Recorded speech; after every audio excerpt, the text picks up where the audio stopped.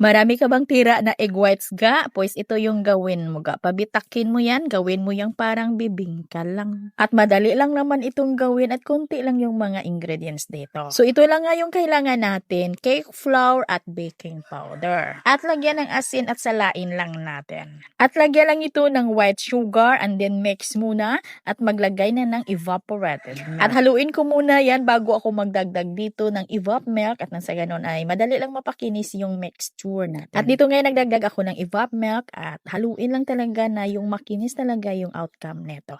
At ito na yung egg whites natin. Lagyan lang ito ng cream of tartar and then batihin. At paunti-unti ko lang nilagay yung white sugar hanggang sa ito'y naubos. At pag naubos na yung white sugar ay batihin lang ho yan hanggang sa maging ganito na yung consistency ng egg whites natin. At kukuha lang muna ako ng mirang natin ng kunti lang. Itimpered or i-mix natin dito sa ating cake batter mixture. At pwede na nating ilagay yung natira natin na mirang. Pagkatapos ay ito'y haluin lang ng padahan-dahan until well combined. At huwag lang itong ma-overmix, ha? Medyo malaki yung hulmahan na gamit ko. Ito'y 7 ounce at naglagay ako dito ng daon ng saging. Kung wala kayong daon ng saging, ay pwede kayong gagamit ng iba ninyong hulmahan dito. At sa toppings, gumamit lang ako ng boiled egg. Wala akong salted egg. At lagyan ng cheese. Is maganda dito kung yung cheese ninyo is nagme-melt. Ordinary lang kasi na cheese yung gamit ko. Kaya ayan, hindi siya nagme-melt. At ito'y naluto ko sa loob ng 35 minutos sa may preheated oven na 170 degrees Celsius. Uuga sa oven ko ito niluto. Nagdala ako ng oven dito sa probinsya. Kung wala kayong oven, pwede sa